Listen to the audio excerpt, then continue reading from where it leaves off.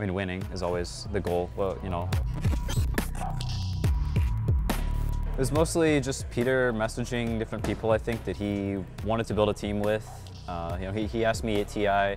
It's kind of interesting because he added me on Twitter, he followed me, and I was like, that's strange. And then the next day, he asked me if I wanted to join the team, so I was like, oh, that makes sense. But yeah, it was just him gathering players, people that didn't have teams or were going to join. You know, they were looking for a different squad of people to play with, and this is what we ended up with.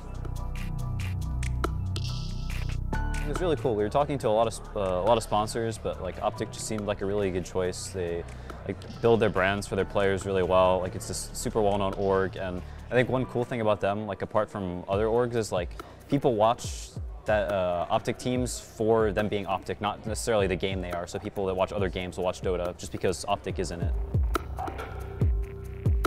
I think we're slowly figuring things out. Whenever you start, you sometimes have communication issues. People talk too much or too little. You figure out the patch, figure out how you want to mesh together, things like that. So it is sort of a matter of time. You know, as you slowly get better and figure things out. Those matches felt pretty good, as far as like communication-wise. So I think North America's decent right now. It's kind of hard to tell now that there's a new patch. Last patch, you could sort of gauge how strong each region was, you know, based on results and stuff. But since the new patch has come out, it's quite hard to tell who's actually good or not, because you don't really have a baseline for an understanding of the game. So it's hard to say what is good Dota and what is bad Dota whenever you don't really have a baseline.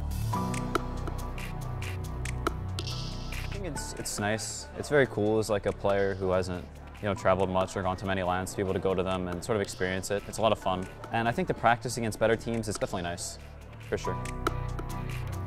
A lot of times whenever you play against teams that are just like, you know, just better than you, I don't know what some of the other qualifiers look like if they had like lesser known teams or whatever, but you know, a lot of times you end up getting stomped into the ground, and so you kind of have to reevaluate like, what are we doing here? Because you know, obviously it's not working, right? Because you just got beat down, so you kind of have to figure things out again. I mean, winning is always the goal. Well, you know, the next match, try not to look too far ahead and just win every match that you know you can. Improve, get better as a team, as a unit, enjoy each other's company. You know.